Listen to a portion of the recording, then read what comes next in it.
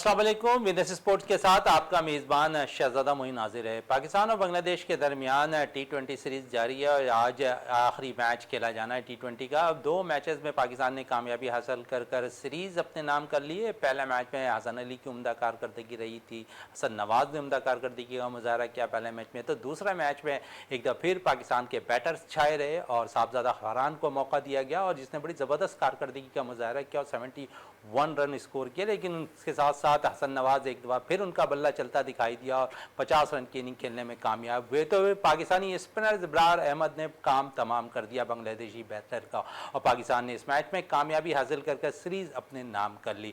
Overall है दोनों matches के हम आज बात भी करेंगे और साथ साथ आज आखिरी मैच खेला जाना है उस पर भी बात रहेगी और साथ साथ हम कोशिश करेंगे कि जो दीगर खेल्स हैं उस पर भी हम आज अपने शो के अंदर गुफ्तगू करें। इसी हवाले से हमारे साथ आज स्टूडियो पे मेहमान भी मौजूद हैं। साथ साथ हमारे साथ आज यहाँ पर यंग टैलेंटेड है नौरिश खान मौजूद हैं, स्पोर्ट्स एनालिस्ट हैं, प्रेजेंटर है। पाकिस्तान विमेंस T20 टूर्नामेंट अभी हाल ही में ख़त्म हुआ, वहाँ पर प्रेजेंटर के तौर पर ये वहाँ पर आप देख भी रहे होंगे इन्हें। उसके साथ साथ मोहम्मद मोबिन असलम साहब मौजूद हैं जिन्होंने इंडोनेशिया वर्ल्ड चैंपियनशिप में पाकिस्तान के लिए ब्रॉन्ज मेडल हासिल किया था, तो वो यहाँ पर हमारे साथ मौजूद हैं।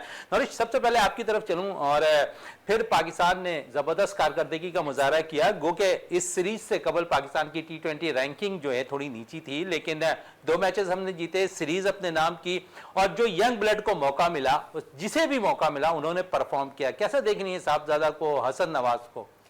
सबसे पहले तो पाकिस्तान ऐसा लग रहा है कि पाकिस्तान क्रिकेट के लिए जो सारी खुश खबरियाँ हैं वो एक साथ आ रही हैं, क्योंकि हमने देखा कि पाकिस्तान विमेंस के अंदर सादिया इकबाल जो हैं वो नंबर 1 T20 बॉलर बन गई। देन उसके साथ साथ ही पाकिस्तान ने अपनी जो है वो बांग्लादेश के खिलाफ T20 सीरीज़ खेल रही। अगर मतलब इस टीम को देख के लग नहीं रहा था कि वही टीम है जो अभी 1-2 साल पहले ही बांग्लादेश से टेस्ट सीरीज़ होम ग्राउंड में हारी है। तो मुझे ऑनेस्टली बड़ी खुशी हुई, इस बात की ज़्यादा खुशी हुई कि पाकिस्तान ने डिफ़िकल्ट डिसीजंस लिए, नेसेसरी डिसीजंस लिए।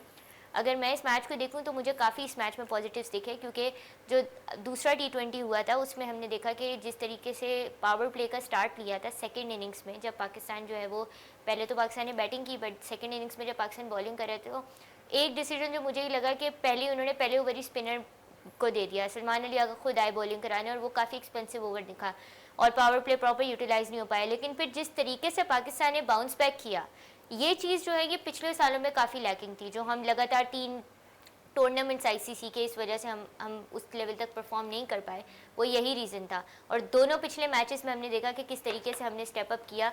Hasan Nawaz brilliant player, I would say Pakistan cricket team has found a gem in the form of Hasan Nawaz. I would say back to back, I mean PSL में जिस तरह से कंसिस्टेंट परफॉर्मेंस रही है, फिर उनको emerging best batter of the tournament का award देना PSL, तो आई थिंक यही होता है जब आप अपने यंगस्टर्स को बैक करते हो, यंग प्लेयर्स को बैक करते हो, जिसमें हमने साहिबजादा फरहान को चांस मिला पिछले मैच में। हमने देखा किस तरह से उन्होंने परफॉर्म किया। मुझे और ज़्यादा खुशी हसन अली और शादाब खान की परफॉर्मेंस पे। एब्सोल्युटली या। अच्छा नौरिश, दूसरी तरफ अगर हम आए तो पाकिस्तान का बॉलिंग अटैक भी हम देख रहे हैं कि बड़ी ज़बरदस्त कारकर्दगी का मुजाहरा करा। हसन अली पहले मैच में पंजा मारने में कामयाब हुए और अच्छी कारकर्दगी का मुजाहरा किया। अब समझती जो सिलेक्शन हुई है पाकिस्तान टीम की बड़ी ज़बरदस्त है। हालांकि इसमें इस टीम के अंदर नसीम शाह भी मौजूद हैं, इस टीम के अंदर अब्बास आफरीदी भी मौजूद हैं और सेलेक्टर को 11 रुकनी जो मैनेजमेंट है बनाने में टीम, इन 2 बॉलर भी आपके डग आउट पे बैठे हुए हैं और उसके बावजूद आपको फतह नसीब हो रही है। ऐसा ही देखें, बात हुई ना कि जब आप डिफ़िकल्ट डिसीजंस लेते हो, अनपॉपुलर डिसीजंस लेते हो, लेकिन जो टीम के बेटरमेंट के लिए होते हैं, तो फिर रिजल्ट्स वही आते हैं जो हमने पिछले 2 मैचेस में देखे और इंशाल्लाह हम आज भी वो रिजल्ट्स देखेंगे। और मेरे नज़दीक बहुत अच्छा डिसीजन था नसीम शाह और रिजवान बाबर, इन बड़े प्लेयर्स को रेस्ट करवाना। आई थिंक ये काफ़ी पहले लेना चाहिए था डिसीजन, थोड़ा सा देर हो गई डिसीजन लेते हुए, बट कि यहाँ पर थोड़ी सी देर हो गई, लेकिन as a senior player Babar Pakistan के नंबर 1 बैटर हैं और शाहीन शाह अफरीदी पाकिस्तान के नंबर 1 बॉलर हैं, इनको हमें नहीं भूलना चाहिए। रिजवान पाकिस्तान के नंबर 1 विकेट कीपर है। रस्ट जरूरी है और रस्ट के बाद जब वो कमबैक करेंगे तो यकीनन पाकिस्तान को भी टीम को फायदा होता हुआ दिखाई देगा। मोहम्मद मोबिन असलम मौजूद हैं जिन्होंने इंडोनेशिया वर्ल्ड चैंपियनशिप में पाकिस्तान के लिए ब्रॉन्ज मेडल हासिल किया। मोबिन, सबसे पहले तो बहुत बहुत मुबारक हो आपको जो पाकिस्तान के लिए आपने टाइटल जीता, लेकिन साथ साथ आपने अपने कैरियर के हवाले से मुझे ऑफ कैमरा बताया था थोड़ी सी दुश्वारियां हुई हैं, वो दुश्वारियों के हवाले से मैं आपसे शुरुआत करना चाहूंगा। औज़ुबिल्लाहिमिनश्शैतानिर्रजीम बिस्मिल्लाहिर्रहमानिर्रहीम।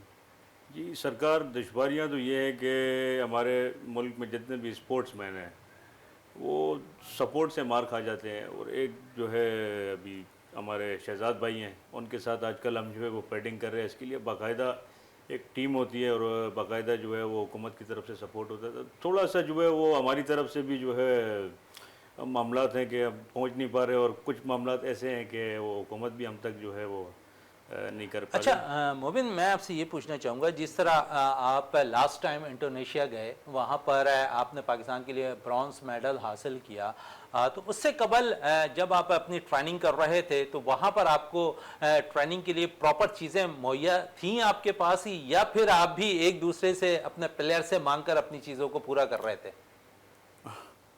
ये बड़ा जो है आपने हार्ड क्वेश्चन कर दिया है जी। बिल्कुल अपने ड्यूटी पॉइंट पे हमारे अफसर हैं बलोच साहब, रियाज बलोच, उनके जो है परमिशन के ऊपर हमने अपने ड्यूटी पॉइंट के ऊपर ही दरख्त के ऊपर रस्सियाँ बांधी हुई हैं। वहाँ दरख्त पे किट बैग और 2-3 जो है मतलब अपने ड्यूटी के ही प्लेयरों के साथ जो है मतलब गेम करते रहते हैं।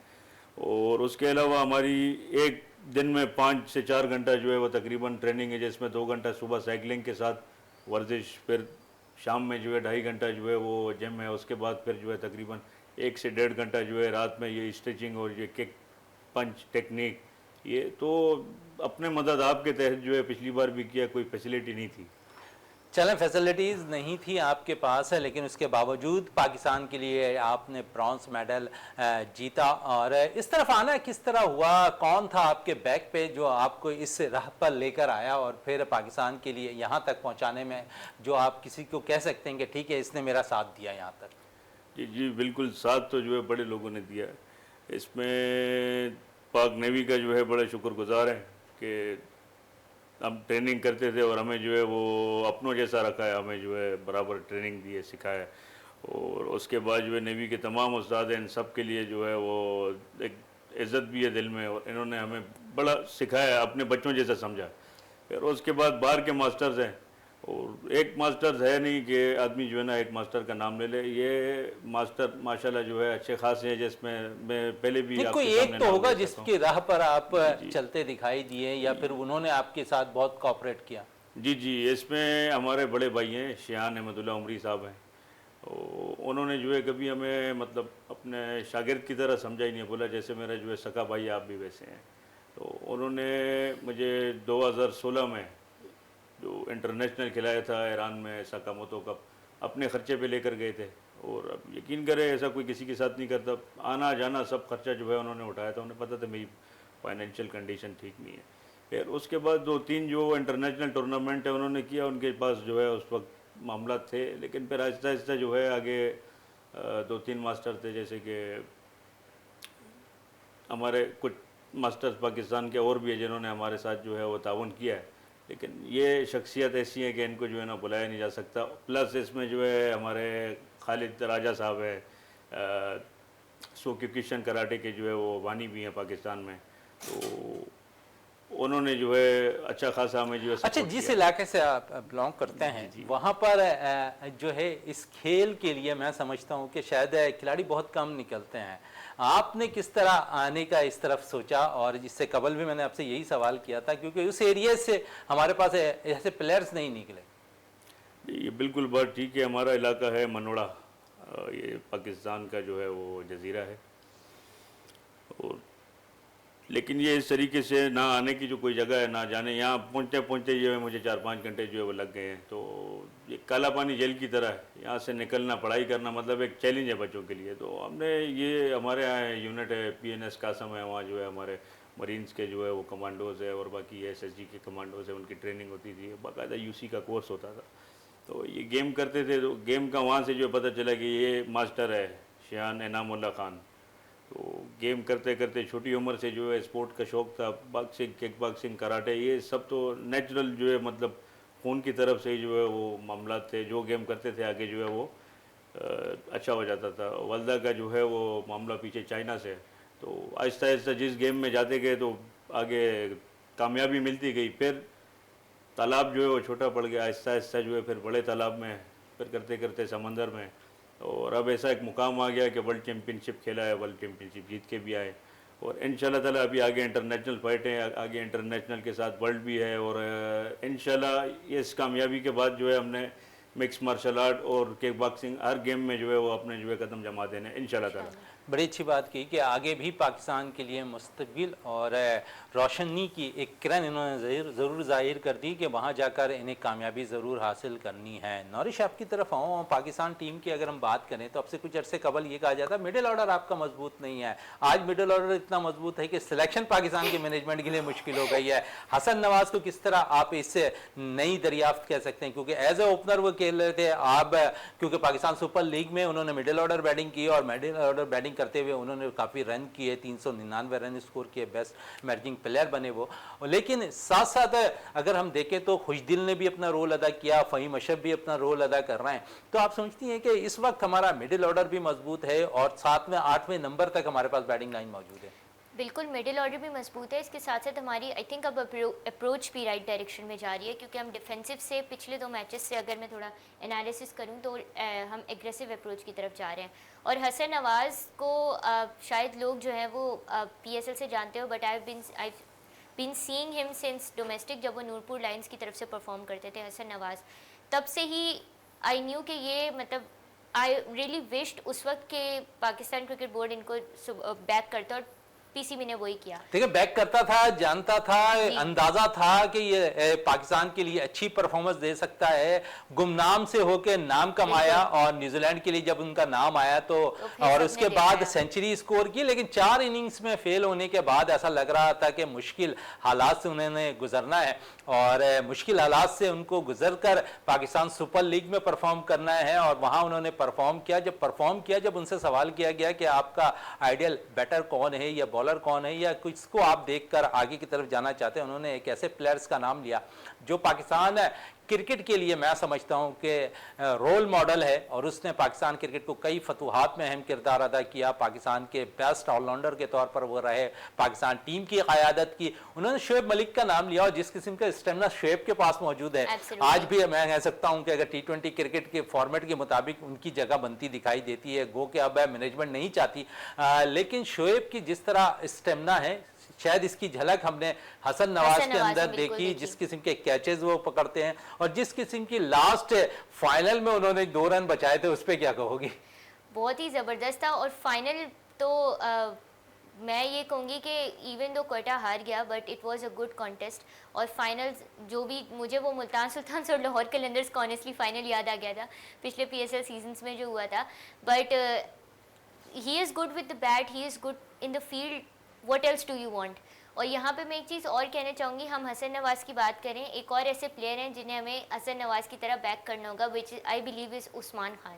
देखिए, उस्मान के साथ मोहम्मद नईम को भी बैक करना चाहिए। और लाहौर कलंदर से बड़ी हम समझते हैं कि बहुत से ऐसे प्लेयर्स ये हैं और माजी की तरह एक दफ़ा फिर मोहम्मद नईम ऐसा प्लेयर है, गो के 26 साल की उम्र है, लेकिन आउटस्टैंडिंग परफॉर्मेंस देते रहे यहाँ पर पाकिस्तान सुपर लीग में। और 2 इनिंग्स उन्होंने मुश्किल हालात में अपनी टीम के लिए खेली और जो मुश्किल हालात में उसके 30 या 25 रन नहीं काउंट होने चाहिए। और जब उन्होंने 50 रन स्कोर किए तो यकीनन उसके अंदर टैलेंट ज़रूर मौजूद है। मोहम्मद नईम, आपने एक उस्मान का नाम लिया तो दूसरा मैंने मोहम्मद नईम कह दिया। इस पर ज़रूर गुफ्तगू को जारी भी रखेंगे मजीद। इस वक्त ब्रेक के लिए कहा जा रहा है, ब्रेक से वापस आते हैं तो गुफ्तगू को मजीद जारी रखते हैं।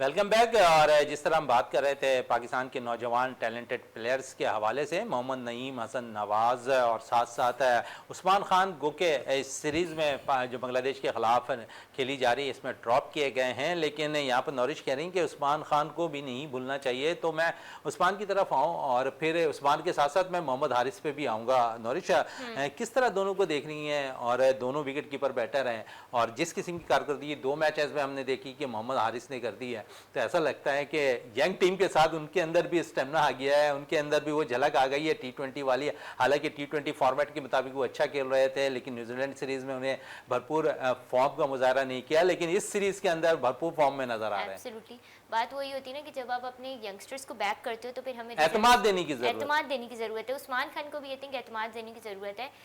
और आपने बिल्कुल सही बात की कि इट्स आयरॉनिक कि अभी कुछ टाइम पहले हम मिडिल ऑर्डर क्राइसिस की बात कर रहे थे और अब अल्हम्दुलिल्लाह I am really thankful to Allah ताला कि अब हमारी टीम जो है वो ऐसी हो गई है कि मिडिल ऑर्डर स्टेबल हो गया। अब हम ये सोचें कि हम किसको रेस्ट कराएं और किसको करें। तो आई एम वेरी ग्लैड कि जैसा मैं थोड़ी देर पहले बात करती कि हसन नवाज़ को इन्होंने बैक किया, उनको मौका दिया और उनको वो मोटिवेशन दी और सपोर्ट दी कि आप आगे बढ़ें, हम आपके साथ हैं। और वो फिर हमने उसके रिजल्ट्स देखे। मैं मोहम्मद हारिस की भी आपने अभी बात की, तो मोहम्मद हारिस ने भी पाकिस्तान के साथ आईसीसी के कुछ टूर्नामेंट्स गुजारे हैं। तो बात वही होती है ना कि एक तो होता है कि आप टीम के साथ रह के परफॉर्म करो, एक जब आप टीम के साथ रहते हो और टीम के एक एनवायरनमेंट को देखते हो और बड़े प्लेयर्स के साथ, जब आप बड़े इन द सेंस के Haris has been with Babar Azam, लेकिन इन प्लेयर्स में तो कुछ सीनियर हैं हारिस। यस, और दूसरा ये कि मोहम्मद हारिस को ने अंडर 19 टीम में पाकिस्तान को मतलब रिप्रेजेंट किया है। पाकिस्तान एक शाहीन की कप्तानी की है और फिर हमने देखा कि काफ़ी हद तक फाइनल तक लेके गए। इवन आईसीसी के कुछ टूर्नामेंट्स भी जितवाए हैं पाकिस्तानी इमर्जिंग टीम को। सो इट्स ऑल अबाउट कि आप किस तरह से जो अपॉर्चुनिटीज़ आपको मिलती है उनको यूटिलाइज करते हो। सेम कुछ लोग यहाँ पे आप उस्मान खान की बात कर रहे थे, मोहम्मद नईम की बात करी थी, मैं एक और यहाँ पे अली रजा भी हमें बहुत ज़बरदस्त एक प्लेयर देखने को मिले जिनको जगह इस वक्त थोड़ा सा जगह जो है ना बहुत आप देखें ना कि आपके पास इतनी लॉट तैयार हो गई है कि पाकिस्तान टीम का ऐलान होता है 16 रुकनी, इंजरी की प्रॉब्लम आती है वसीम जूनियर को, आपके पास बैक पे इतने प्लेयर्स मौजूद हैं कि आपने वसीम जूनियर की जगह फौरी तौर पर अब्बास आफरीदी को तलब कर लिया। अगर अल्लाह ना करे कि इनमें से कोई इंजर्ड होते हैं तो आपके पास अली रजा मौजूद हैं, आपके पास और भी ऐसे ऑप्शंस मौजूद हैं जिन्हें आप टीम में शामिल कर सकें। और इस पर मजीद आपसे भी बात करेंगे। मुबीन, आपकी तरफ आऊँ और जिस तरह इंडोनेशिया में आपने कारकर्दगी दिखाई, अभी करंटली आपने फिर जाना है और जहाँ पर आपने मुकाबला करना है, क्या तैयारियाँ अब तक आपने की हैं? जी सरकार, इसमें हमारी फिज़िकल ट्रेनिंग तो अल्हम्दुलिल्लाह बराबर है। और इसमें कल तक जो 250 फाइटर थे अब वो 350 अब चले गए हैं। अब 350 अब फाइटर्स के अंदर यानी खड़े खड़े जो है 20, 25, 30 फाइटें जो है वो एक सांस में निकालनी है। और अल्हम्दुलिल्लाह मारकोट का स्टेमिना तो अपने पास जो है बड़ा VIP है, क्योंकि कमांडोज से जो है ट्रेनिंग ली है और अल्लाह का शुक्र है माँ बाप की दुआएं भी साथ में हैं। और इंशाल्लाह ताला अल्लाह पाक ने करम किया, इस बार भी जो है सब परचम लहरा के आएंगे। चलें, अल्लाह करे कि पाकिस्तान की सबसे लाली परचम को एक दफ़ा फिर आप बुलंद करने में कामयाब हो जाएं। और मुबीन है, क्योंकि हमेशा हमने देखा है कि जो है फाइनेंशियल प्रॉब्लम रहती है हर इंफरादी जो अपनी जानिब से जा रहे होते हैं, तो आपको कितनी प्रॉब्लम रही है अब तक और फिर गवर्नमेंट ने किस हद तक सपोर्ट की है? जब आप पहली दफ़ा इंडोनेशिया में वर्ल्ड चैम्पियनशिप में ब्रॉन्ज जीत कर आए और आप जब जा रहे हैं आप, तो यहाँ पर गवर्नमेंट का क्या रोल आया? क्या आपको सपोर्ट करते दिखाई दिए या प्राइवेट कोई सेक्टर है जो आपको सपोर्ट कर रहा है? जी देखिए, मैं इस वक्त कराची पोर्ट्रस का जो है हाजिर सर्विस एम्प्लॉय हूँ और मैं अपने इदारे की तरफ भी गया था इंडोनेशिया, जो वर्ल्ड चैम्पियनशिप में जो हिस्सा हमने लिया था, तो उन्होंने मुझे कोई रिस्पांस नहीं दिया था। NOC में भी कोशिश कर रहे थे कि इसको जो है ना आखिरी टाइम पे NOC, बस फ्लाइट से जो है 2 घंटा पहले जो है मुझे NOC मिली थी। अब अल्लाह का शुक्र है जीत के वापस आए तो मुझे सिविलियंस में भी कई लोगों ने बड़े लालीपाप दिए कि आप ये करेंगे वो करेंगे, आपके साथ फलाना करेंगे, आपको हज करवा देंगे। और सरकारी अफसरों ने भी हमारे साथ जो है ना बड़े मतलब तावन के वादे किए, लेकिन हुआ कुछ भी नहीं। और दूसरी चीज़ इसमें जो सपोर्ट ना मिलने की वजह वो हमारी अपनी गलती भी है। अब जैसे मीडिया पे आए, इससे पहले कभी हम मीडिया पे आए नहीं और उसकी वजह भी आपको मैंने बता दी है, जजीरा टाइप। तो इंशाल्लाह ताला आगे आने वाले मामलात मुझे हुकूमत पाकिस्तान से मनोड़ा हर कोई जा रहा होता है और शायद आपने कहा कि वहाँ तक कोई नहीं रसाई नहीं है, मीडिया वहाँ तक जा चुका है, तो आपने खुद भी कोशिश नहीं की या जब आप वतन वापस आ रहे थे तो उस वक्त किस किस्म का इस्तकबाल रहा था आपके लिए, ये बताएं? या फैमिलीज आई थी या फिर एसोसिएशन के लोग या फेडरेशन के लोग आपके साथ थे? जी इसमें हमारे अपने तो कुछ लोग मिस हो गए थे, लेकिन इसमें सो क्यूकिशन कराटे के जो चेयरमैन है शियान राजा खालिद है, उनकी टीम की तरफ से जो है शफाकत अली रज़ा है और उनका रिहाइश जो है वो रहीम यार खान में। सिर्फ मुझे रिसीव करने के लिए जो है वो वहाँ से सफ़र करके आके रिसीव किया और उसके बाद आधा घंटा सेलिब्रेशन करके वो अपने काम पे वापस रहीम यार खान यानी आप उन्होंने अपना 1-1.5 दिन जो है मुझे दिया। उसके अलावा हमारे कई और मास्टर्स थे जो लेट हो गए, वो बाद में उन्होंने अप्रिशिएट किया, बट मुझे जो ज़्यादा प्यार दिया है वो आम पब्लिक ने ज़्यादा प्यार दिया है। चलें, आम पब्लिक ने प्यार दिया, लेकिन साथ साथ जो सपोर्ट की मैं बात कर रहा हूँ, हुकूमत ने दी या नहीं दी, या फिर प्राइवेट सेक्टर ने आपको सपोर्ट किया? ये 2-3 प्राइवेट सेक्टर से हमने जो है अभी लगे हुए भी हैं मामलात में। अच्छा, इस इवेंट के लिए जी, इससे इस कबल इवेंट जो के लिए। इंडोनेशिया में जब आप जीत कर आए थे, उस वक्त हुकूमत की क्या पेशराई आपको मिली? उसमें हमारे कुछ अफसरान हैं हमारे अपने सेक्शन के, तो इसमें सारे अफसरान ने बड़ा ताउन किया। आपको अप करेंगे, इसमें सीएमई तक जो है हमारे मतलब जैसे स्टेशन कमांडर है वहाँ तक जो है हमारे अफसरान ने बड़ा अच्छा ताउन किया। लेकिन इससे आगे फिर जो है कुछ ऐसे मामला थे, हम कुछ पहुँच नहीं पाए, कुछ उन्होंने नहीं किया। और उसके बाद उनके भी यही मामला थे कि आप जाओ स्पोर्ट बोर्ड चले चले, जाओ। अब तो जजीरे से आप बाहर निकल कर आ गए, स्क्रीन पर आ गए हैं, तो अब क्या कहेंगे, किस तरह आप इल्तिजा करेंगे? इस वक्त स्पोर्ट्स अब तो मिनिस्टर बड़ा सरकार- रोल अदा कर रहे हैं स्पोर्ट्समैन का। अब तो सरकार जजीरे से बाहर आया, तो अब जो है आपको मिक्स मार्शल आर्ट में भी जो है कुछ करके दिखा देंगे, किक बॉक्सिंग में भी कुछ करके दिखा देंगे। वो हुकूमत से बिल्कुल जो है वो बिल्कुल किससे उम्मीद इल्तिजा है, करेंगे आप? उम्मीद इस वक्त है। वजीर आला भी बड़ा सपोर्ट कर रहे हैं स्पोर्ट्समैन इंशाल्लाह को, ताला स्पोर्ट्स वज़ीर आला मिनिस्टर है, सरदार वो- बख्श महर भी बड़ा सपोर्ट कर रहे हैं, फिर मेयर कराची जो है इस वक्त मुर्तज़ा वहाब बड़ा सपोर्ट कर रहे हैं खिलाड़ियों को, तो और फिर गवर्नर सिंध कामरान तसूरी बड़ा ज़बरदस्त सपोर्ट कर रहे हैं खिलाड़ियों को।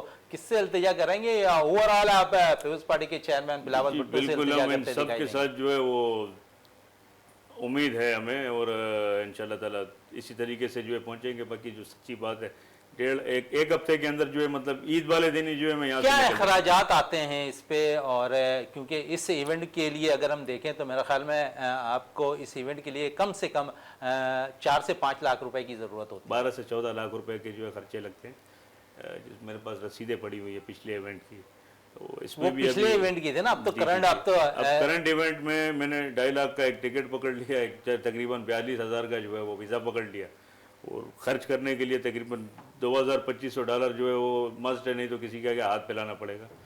तो एक दो हुकूमत दोस्त से हैं- क्या कहेंगे? क्योंकि आप किसी के हाथ फैलाने से बेहतर, आपने पाकिस्तान के लिए टाइटल जीता है, हाथ फैलाने से बेहतर है कि आप हुकूमत से कुछ ना कुछ रिक्वेस्ट करें। जी बिल्कुल, हुकूमत पाकिस्तान अगर कुछ कर दे हमारे लिए तो ये तो बड़ा बेहतरीन काम हो जाएगा। पहले भी जो है सब परचम लहराए, आगे भी लहराएंगे, और इंशाल्लाह ताला मुझे उम्मीद है कि हमारे ये जितने भी मामला है वो हुकूमत पाकिस्तान देखेगी। बड़ी अच्छी बात है कि हुकूमत पाकिस्तान देखती हुई दिखाई देगी। नौरिश आपकी तरफ आऊँ, फिर जो सिलसिला रहा है पाकिस्तान टीम का, हमने देखा है पहला मैच इब्रार थोड़ा सा जो है हम देख रहे थे कि परफॉर्मेंस अच्छी नहीं जा रही थी, कमबैक किया दूसरे T20 में 3 विकेटें ली, तो इब्रार को किस तरह देख रही हो? क्योंकि इस वक्त अगर हम देखें तो इब्रार बॉलर है, और पार्ट टाइम मैं कह सकता हूं कि पहले हम शादाब को जो है रेगुलर स्पिनर समझते थे, अब तो वो भी मुझे लगता है कि पार्ट टाइम कारकर्दगी दिखा रहा है। सलमान क्योंकि ओवर जिस तरह बॉलिंग कर रहे हैं, फिर खुशदिल आपके पास मौजूद हैं, तो आपके पास तो ऑप्शंस हैं, और पार्ट टाइम में साइम भी आपको विकेट लेकर दिखा देते हैं, तो फिर यहाँ एक जीनियन स्पिनर मैं कह सकता हूँ सिर्फ इब्रार खेल रहे हैं। और इब्रार पहले मैच में थोड़ा सा नर्वस, लेकिन दूसरे मैच में परफॉर्म। और आयरॉनिकली अगर दूसरे मैच में देखें तो थोड़ा सा मतलब सिचुएशन ये चल रही थी, जैसे अभी थोड़ी देर पहले भी मैंने जिक्र किया कि पावर प्ले में पहला ओवर स्पिनर को कराना मेरे नज़दीक एक बहुत बोल्ड मूव थी, और मैं यही सोची थी कि what was Salman Ali Agha even thinking. और ऑनेस्टली मैंने भी उस वक्त क्रिटिसाइज़ किया था कि ये इन्होंने किया क्या है। लाइक आपके पास 202 रन आपने टारगेट सेटअप किया, which is more than enough in Gaddafi stadium, conditions देखने की हैं। देन उसके बाद आप पावर प्ले में पहला ओवर स्पिनर आप खुद आ रहे हो, एंड देन उसके बाद वो एक्सपेंसिव भी पड़ा था ओवर। देन उसके बाद मेरे नज़दीक जो अबरार की पहले मैच की जो परफॉर्मेंस थी, जो पहले T20 में थी, that was expensive, I agree. लेकिन जो दूसरे मैच की उनकी परफॉर्मेंस थी, that was a standout performance, क्योंकि वो एक ऐसे टाइम पे आई थी जब ऑलरेडी टीम को बहुत ज़्यादा रन्स कंसीड हो रहे थे, और उस टाइम पे विकेट्स लेना was like it was becoming difficult for team Pakistan, क्योंकि स्टार्ट ही इतना अच्छा बांग्लादेश को मिल गया था, और जब आप पावर प्ले प्रॉपर यूटिलाइज नहीं कर पाते तो आई थिंक कि वहीं पे आपका मोमेंटम थोड़ा सा वो हो जाता है। चलें, वहाँ से comeback ये किया। तो आपने बांग्लादेश के स्टार्ट की बात की, पावर प्ले के इस्तेमाल जी। बांग्लादेश करती दिखाई दी है। पिछले 2 मैचेस अगर पाकिस्तान की T20 टीम की कारकर्दगी देखें ना, जो पावर प्ले बड़ा आवाज़ें उठती थी कि हमारा बैटर्स का जो स्ट्राइक रेट है वो कुछ बेहतर नहीं है, वो इस्तेमाल पावर प्ले का अच्छा नहीं करते हैं। लेकिन T20 में दोनों मैचेस में बांग्लादेश के खिलाफ आपके दोनों बैटर्स ने जो है स्टार्ट अच्छा दिया। मैं वही कह रही हूँ ना कि यहाँ पे जो डिसीजंस हम ले रहे हैं ना वो बहुत डिफिकल्ट और नेसेसरी डिसीजंस हैं, और एक ऐसे डिसीजंस हैं जो कि शायद पॉपुलर ना हो। सलमान अली आगा बीइंग द कैप्टन, काफ़ी लोगों ने इसको एंडोर्स नहीं किया, लेकिन आई वाज लाइक कि नहीं, सलमान अली आगा को करना चाहिए back, he should be the captain. Difficult decision, लेकिन हमने देखा टीम की बेटरमेंट के लिए आया। देन हमने जो पहले T20 में, सेकंड T20 में हमने देखा किस तरीके से कमबैक किया, aggressive approach. Again power play में, I am sorry I keep on repeating this, but जो पहले ओवर आया देन एक्सीड हुए रन्स, बहुत ज़्यादा एक्सपेंसिव ओवर्स पड़े। उसके बाद जिस तरह से पावर प्ले के बाद उन्होंने जिस तरीके से क्लिंच की विक्ट्री बांग्लादेश से, बिल्कुल विकेट्स ले, अर्ली विकेट्स ली, बांग्लादेश के मेन प्लेयर्स को आउट किया एंड बिल्कुल मोमेंटम अपनी टीम की तरफ शिफ्ट कर लिया, तो वो एक बहुत इंप्रेसिव हम चीज़ देखने को मिली है। और मजीद और गुफ्तगू रहेगी, लेकिन ब्रेक के लिए कहा जा रहा है, ब्रेक से वापस आते हैं तो गुफ्तगू को मजीद जारी रखते हैं।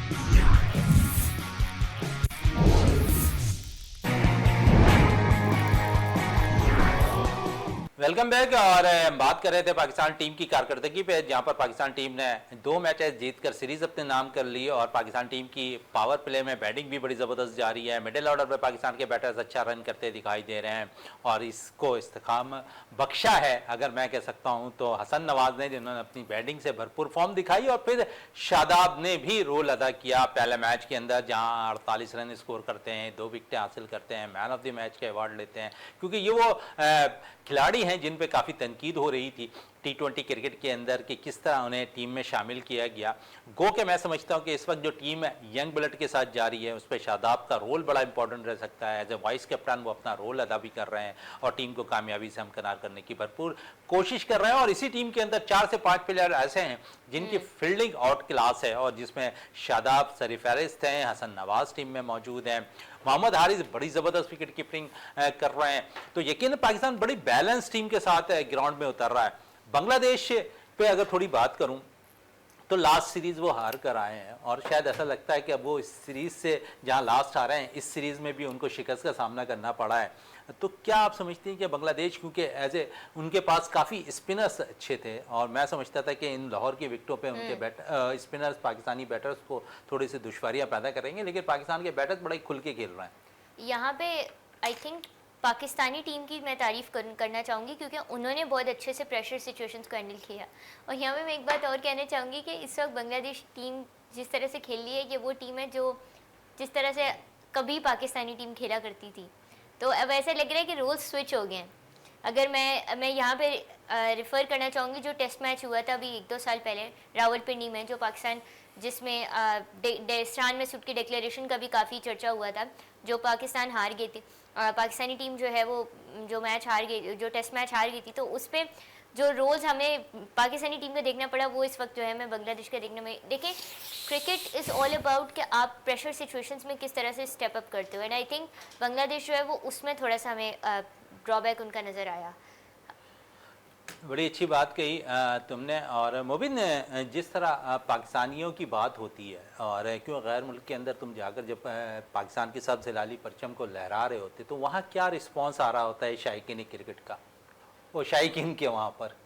जी, वहाँ माशाल्लाह लास्ट जो एक्सपीरियंस रहा इंडोनेशिया में, उसमें किंग ऑफ जोग्या यानी जेवनीज़ की जो 9वीं नस्ल है उसके राजा हैं, उन्होंने बड़ा जो है वार्म वेलकम किया, और पाकिस्तान का नाम सुनते जो है वो बड़ा अच्छा ट्रीट किया। और वहाँ के लोग जो है अच्छा पाकिस्तानियों को बहुत अच्छा समझते हैं, और वहाँ कुल पाकिस्तानियों की तादाद में भी 25,000 से ज़्यादा नहीं है, लेकिन उसमें ही जो है उन्होंने मतलब बड़े अच्छे जब आपने ब्रॉन्ज मेडल जीता, जब इस स्टेज पे गए, जब कौमी तराना बज रहा था, उस वक्त क्या फीलिंग थी आपकी? बस उसमें अफसोस ये था कि फर्स्ट पोजीशन जो है वो रह गई, और दूसरी चीज़ ये वो कैश प्राइस की तरफ जो है वो मेरी नज़र थी कि ये $1000 वाला कैश प्राइस मुझसे चला गया, तो फिर भी 500 जो कैश डॉलर मिला। अब फाइटर का तो यही मामला आजकल रह गए, पैसे की अहमियत थी, गोल्ड मेडल की अहमियत कर रहे हैं, बट मेरे जो पूरा फोकस था वो था पाकिस्तान का टॉप पे फर्स्ट पोजीशन पे लाना, और अभी भी इंशाल्लाह ताला यही है कि पाकिस्तान को जो है वो टॉप पे रखेंगे, फर्स्ट पोजीशन। और इस बार इंशाल्लाह ताला मैं टूर्नामेंट से 10-15 दिन पहले जाऊंगा, वहाँ हमारे जो है कुछ मास्टर्स हैं, उन्होंने बोला हम आपके साथ जो है ट्रेनिंग में भी हेल्प करेंगे, आप जो है वो अपनी टीम ले आए, आप यहाँ पे जो है। अच्छा, अब इस वक्त कितने देर की ट्रेनिंग कर रहे हैं, क्या जो है आप फूड के लिए इस्तेमाल कर रहे हैं, क्योंकि डाइट बहुत ज़्यादा ज़रूरी होता है इसे इवेंट में किसी भी प्लेयर्स के लिए, तो क्या सिलसिला है अभी? ये हमारा मामला तो सारा जो है वो ओपन वेट का है।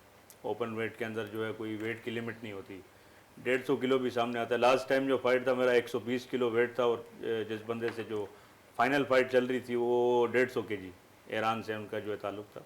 तो